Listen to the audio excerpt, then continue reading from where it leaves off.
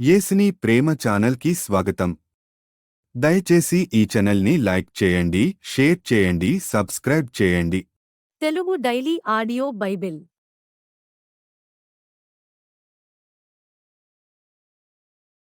నిర్గమకాండము 11వ అధ్యాయము.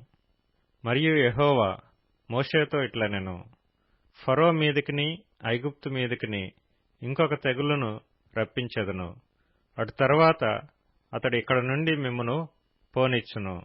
అతడు మిమ్మును పోనిచ్చునప్పుడు ఇక్కడ నుండి మిమ్మును బొత్తిగా వెళ్లగొట్టును. కాబట్టి తన చెలికాని యొద్ద ప్రతి పురుషుడును, తన చెలికత్తె యొద్ద ప్రతి స్త్రీయును వెండి నగలను, బంగారు నగలను అడిగి తీసుకొనుడని ప్రజలతో చెప్పుము. యెహోవా ప్రజల ఎడల ఐగుప్తీయులకు కటాక్షము కలుగచేసెను. అదీగాక ఐగుప్తు దేశంలో మోషే అను మనుష్యుడు ఫరో సేవకుల దృష్టికిని ప్రజల దృష్టికిని మిక్కిలి గొప్పవాడాయెను. మోషే ఫరోతో ఇట్లనెను, యెహోవా సెలవిచ్చినదేమనగా, మధ్యరాత్రి నేను ఐగుప్తు దేశంలోనికి బయలు వెళ్లెదను.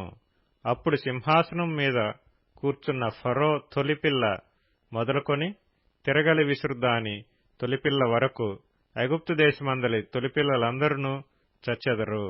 జంతువులలోనూ తొలిపిల్లలయు చచ్చును.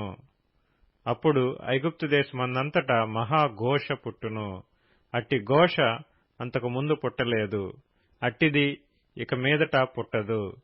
యెహోవా ఐగుప్తీయులను ఇశ్రాయేలీయులను వేరుపరచునని మీకు తెలియబడినట్లు మనుషుల మీద గాని జంతువుల మీద గాని ఇశ్రాయేలీయులలో ఎవరి మీదనైనను ఒక కుక్కయు తన నాలుక ఆడించదు. అప్పుడు నీ సేవకులైన వీరందరూ నా యొద్దకు వచ్చి నాకు నమస్కారము చేసి, నీవును నిన్ను ఆశ్రయించియున్న ఈ ప్రజలందరూ బయలు వెళ్ళుడని చెప్పుదురు. ఆ తరువాత నేను వెళ్ళుదునెను. మోషే అలాగు చెప్పి ఫరో యొద్ద నుండి అత్యాగ్రహంతో వెళ్లిపోయెను. అప్పుడు యెహోవా ఐగుప్తు దేశంలో నా మహత్కార్యములు విస్తారమగునట్లు ఫరో మీ మాట వినడని మోషేతో చెప్పెను. మోషే అహరోనులు ఫరో ఎదుట ఈ మహత్కార్యములను చేసిరి. అయినను యెహోవా ఫరో హృదయమును కఠినపరపగా అతడు తన దేశములో నుండి ఇశ్రాయేలీయులను పోనీయడాయెను. నిర్గమకాండము 12వ అధ్యాయము. మోషే అహరోనులు ఐగుప్తు దేశంలో ఉండగా యెహోవా వారితో ఇలాగ సెలవిచ్చెను, నెలలలో ఈ నెల మీకు మొదటిది. ఇది మీ సంవత్సరమునకు మొదటి నెల. మీరు ఇశ్రాయేలీయుల సర్వ సమాజముతో ఈ నెల దశమి నాడు వారు తమ తమ కుటుంబముల లెక్క చొప్పున ఒక్కొక్కడు గొర్రెపిల్లనైనను మేకపిల్లనైనను, అనగా ప్రతి ఇంటికిని ఒక గొర్రెపిల్లనైనను ఒక మేకపిల్లనైనను తీసుకొనవలెను. ఆ పిల్లను తినుటకు ఒక కుటుంబము చాలకపోయిన ఎడల వాడును వాని పొరుగువాడును తమ లెక్క చొప్పున దాని తీసుకొనవలెను. ఆ గొర్రెపిల్లను భుజించుటకు ప్రతివాని భోజనము పరిమితిని బట్టి వారిని లెక్కింపవలెను. నిర్దోషమైన ఏడాది మగపిల్లను తీసుకొనవలెను. గొర్రెలలో నుండి అయినను మేకలలో నుండి అయినను దాని తీసుకొనవచ్చును. ఈ నెల 14వ దినము వరకు మీరు దాని నుంచుకొనవలెను.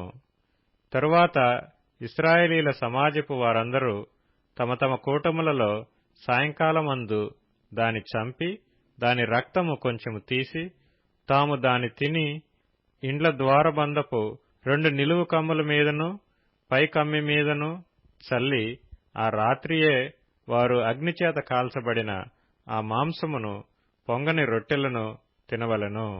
చేదుకూరలతో దాని తినవలెను. దాని తలను దాని కాళ్లను దాని ఆంతరములను అగ్నితో కాల్చి దాని తినవలెను. దానిలో ఉడికి ఉడకనిదైనను నీళ్లతో వండబడినదైనను తిననే తినకూడదు. ఉదయకాలం వరకు దానిలోనిదేదియు మిగిలింపకూడదు. ఉదయకాలం వరకు దానిలో మిగిలినది అగ్నితో కాల్చివేయవలెను.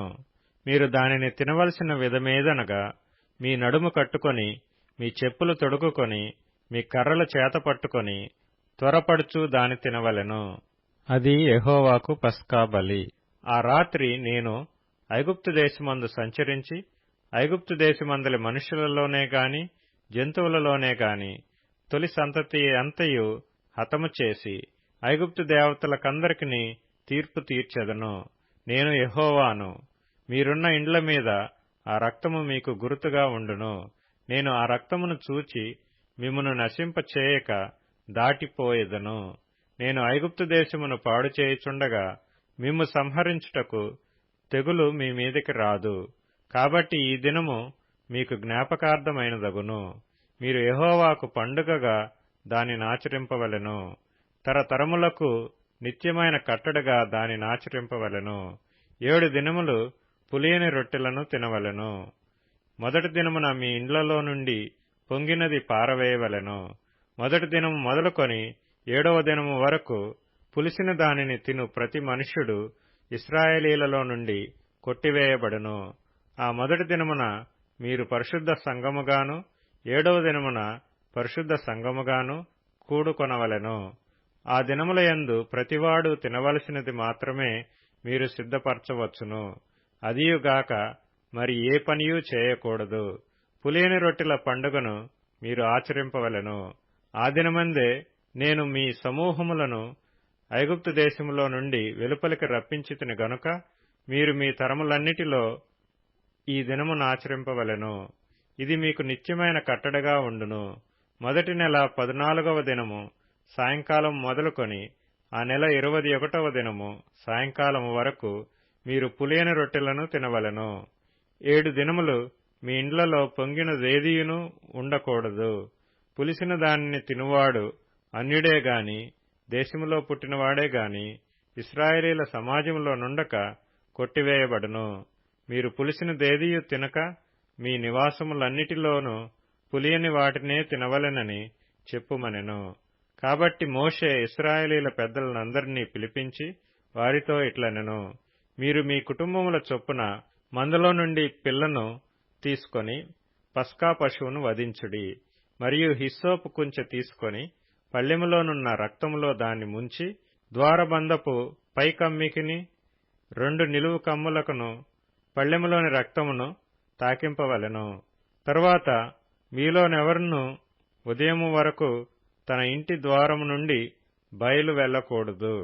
యెహోవా ఐగుప్తీయులను హతము చేయుటకు దేశ సంచారము చేయుచు ద్వారబంధపు పైకమ్మి మీదను 2 నిలువు కమ్ముల మీదను ఉన్న రక్తమును చూచి యెహోవా ఆ తలుపును దాటిపోవును. మిమ్ము హతము చేయుటకు మీ ఇండ్లలోనికి సంహారకుని చొరనియ్యడు. కాబట్టి మీరు నిరంతరము మీకును మీ కుమారులకును దీనిని కట్టడగా ఆచరింపవలెను. యెహోవా తాను సెలవిచ్చినట్లు మీకిచ్చుచున్న దేశమందు మీరు ప్రవేశించిన తరువాత మీరు దీనిని ఆచరింపవలెను. మరియు మీ కుమారులు మీరు ఆచరించి ఈ ఆచారమేమిటని మిమ్మును అడుగునప్పుడు మీరు ఇది యెహోవాకు పస్కా బలి. ఆయన ఐగుప్తీయులను హతము చేయుచు మన ఇండ్లను కాచినప్పుడు ఆయన ఐగుప్తులోనున్న ఇశ్రాయేలీల ఇండ్లను విడిచిపెట్టెను అనవలెనని చెప్పెను.